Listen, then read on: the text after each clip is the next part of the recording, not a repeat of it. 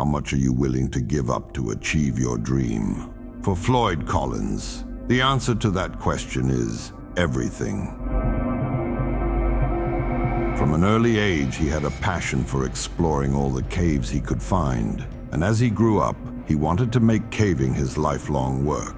He just needed to find that perfect cave, something that would put him above the rest of the competition and cause people to flock to his show cave. In late December 1924, Floyd Collins did find the cave he was looking for in the form of Sand Cave. But when he started to dig through the cave, trying to get things ready for the public to see, the only thing he dug was his own grave. How did such an experienced caver get into a tragic accident?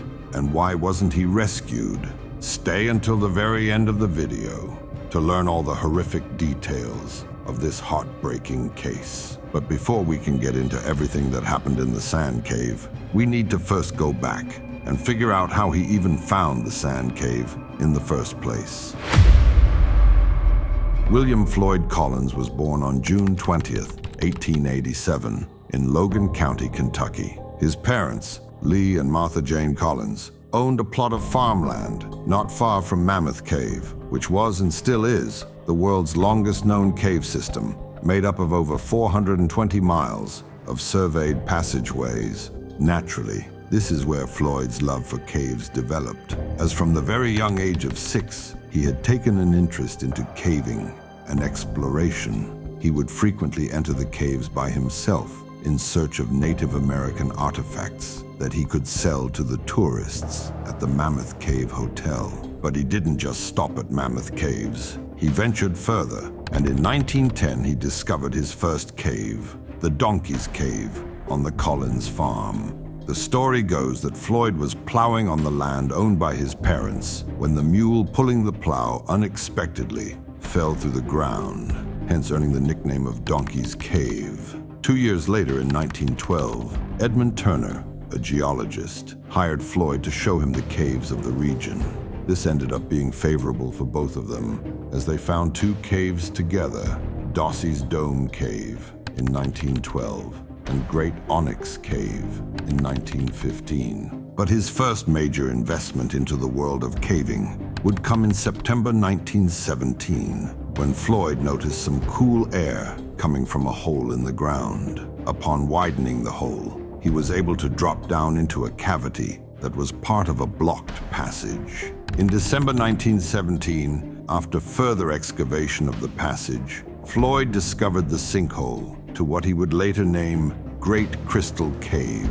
Working together with Lee Collins, his father, they decided to put in a lot of investment into the cave and tried to commercialize it. After tremendous preparation by the entire family, the transformed show cave was open to tourists in April 1918. Unfortunately, his cave discoveries didn't receive much attention due to its remote location, but this wasn't enough to make Floyd give up.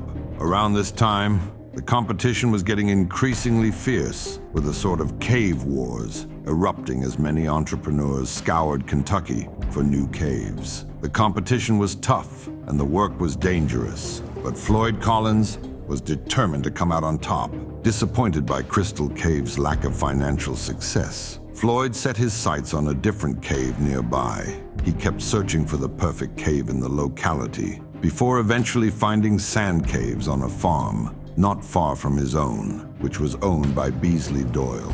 It was perfect. It was just before Mammoth Cave and so close to the road that it was hard to miss. Floyd and Doyle struck an agreement to expand the cave, dubbed Sand Cave, and split the inevitable profits. Floyd Collins did eventually succeed in his goal of making sand caves known across the entire nation. But it came at the cost of his own life. When Floyd Collins entered Sand Cave for the first time, he had little to protect himself, traveling with only a small kerosene lamp to light his way. The cave was full of tight and dangerous passageways. It also contained a magnificent subterranean coliseum, roughly 80 feet high and only 300 feet from the cave's entrance. But no one except Floyd could ever find it. Eventually, he began work at the Sand Cave and started to expand it slowly, making it more accessible to future tourists. He explored the cave's narrow passageways on his own and would work countless hours a day to make an accessible path to the beautiful Colosseum so that the entire world could see it. Floyd genuinely believed that Sand Cave would be a massive success, attracting tourists from around the country. He wasn't wrong. Sand Cave would become one of the most famous caves in the States in the end, but not for the reason he had hoped. On January 30th, 1925, Floyd was able to finally discover the Sand Cave in its true beauty and had found the magnificent grotto that he had been looking for all this time. Now all he had to do was clear a path to the grotto so that tourists could see it too. There, he spent a few minutes just marveling at his discovery, finally feeling like he was on the right track in life. But he was brought back to reality when he noticed the light of his lantern flickering. A caver without light is a dead caver, and so he had to leave quickly before he lost the light. But unlike the cautious and experienced caver he was normally, this time, Floyd was making small mistakes. Maybe it was the excitement. Maybe he was just tired. But ultimately, while he was climbing, he pushed the lantern too hard and it fell into the caves below, shattering and shrouding him in complete darkness. Not losing hope, he continued pushing himself through the opening of the surface, taking care not to knock off any rock that might bring the cave down on him. But in such complete darkness, when one can't see their surroundings, no caver could make it out unscathed, and Floyd Collins was no exception. When he tried to push himself upward, he dislodged a 27-pound rock that came out of place and fell on his leg, trapping him. Unable to move that leg, Floyd used his right leg to try and kick off the rock, but the more he tried, the more unstable his surroundings became, with small rocks falling around him and trapping him even more. Eventually, his hands and legs were caught under rubble, and his head was pushed to one side by a rock. He started screaming for help immediately, hoping that someone would hear him. But Floyd did all his expeditions alone. No one was coming to save him. All he could do was pray that someone would realize that he was missing and come to check up on him. Luckily for him, his prayers were answered when the owner of the land, Beasley Doyle, realized that Floyd hadn't come out of the cave in over 24 hours. Beasley was too scared to venture deep into the cave, but he managed to communicate with Floyd and got a rundown of the situation. This was the big break that Floyd desperately needed. Soon enough, Floyd's younger brother Homer was phoned to the scene, who managed to squeeze into the cave and get to where Floyd was, becoming the first person that Floyd would see since he was trapped. Although upon reaching Floyd, Homer realized just how hard and difficult it would be to actually extract him out of it. He noticed that if somebody were to go in head first, they would be working upside down. And if somebody went in feet first, they wouldn't be able to bend over and reach Floyd. He then crawled back out and made sure that Floyd received food and water so that he wouldn't starve to death until rescue arrived. At this point, they needed a rescue plan, and they needed it fast. By noon, one of Floyd's brothers, Marshall, and their father, Lee Collins, reached the cave to find a crowd at its entrance. Lots of people had gathered to see Floyd's rescue take place, with one of them volunteering to accompany Marshall into the cave. The duo passed through the squeeze and started digging to widen the tunnel leading down to Floyd to make it more accessible. They were also careful not to let any loose rocks fall down the pit, as Floyd's head was literally at the bottom, and he was already under too much rock as is. By this point, it's important to note that Floyd's hands were bloodied because of just how much he had clawed at the wall, and his body and brain were completely exhausted. But there was still hope. Hundreds of people were making their way to the sand cave, and eventually a path will be made to save him. But it was the people gathered outside that ended up killing Floyd. The thing to understand about Sand Cave is that many of the rocks were being held together only by the ice that had formed over the years. All of this was happening in early February, meaning that the weather was still cold, and so people outside would make campfires to stay warm while they tried to help.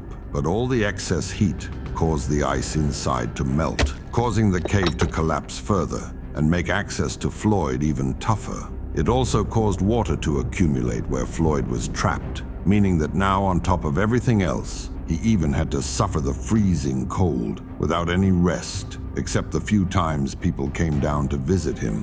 While many other campers were starting to give up, Homer decided that he couldn't just give up on his brother, and by the fourth day, he was finally able to free Floyd's hands. Soon after, a reporter who was nicknamed Skeet because of his small size decided to go all the way down to Floyd and interview him. Skeet would later go on to say that my flashlight revealed a face on which was written suffering of many long hours, because Collins has been in agony every conscious moment since he was trapped at 10 o'clock Friday morning. By the following day, Skeet's interview had been printed in the papers, and Floyd's unfortunate situation had now spread from the radio to people's ears. It had now become a huge spectacle, with people all over the country rooting for Floyd's survival, while others criticized him for exploring on his own in the first place. In any case, the sand cave was finally getting the attention that Floyd always wanted.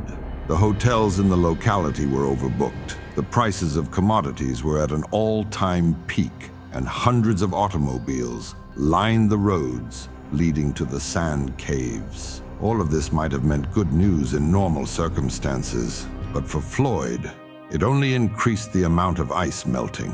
If the situation outside wasn't already bad enough, the entrance of the cave where Floyd was stuck had so many people going in and out that it was said to collapse any minute.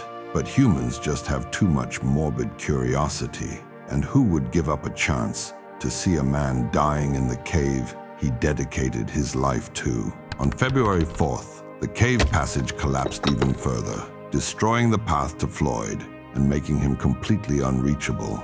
A rescue operation was soon mounted, with a team of workers trying to clear a shaft to him.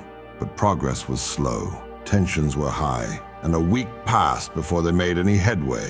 On February 13th, one of the men reported that he could hear a person groaning somewhere nearby. Unfortunately, that was the last thing that anyone ever heard from William Floyd Collins. He died alone, starved of food and water, cold and exhausted without any light to guide him. In the last moments of his life, one can imagine him laughing at the irony that he finally managed to accomplish his dream and made sand caves a place where everyone wanted to come to, but he would never be able to reap the rewards of his hard work. On February 16th, when they finally found Floyd, he was already deceased. Today, Floyd's tale should make any cave explorer think twice before every descent, because it could very well be their last. But he wasn't the only person to throw caution to the wind and explore dangerous places. In the next video, I will cover an even crazier incident that happened at a location nicknamed the Cave of Death and claimed the lives of 4 people. Subscribe and turn on notifications so you don't miss it. If you enjoyed this video, kindly leave a like and comment. I look forward to seeing you in the next one.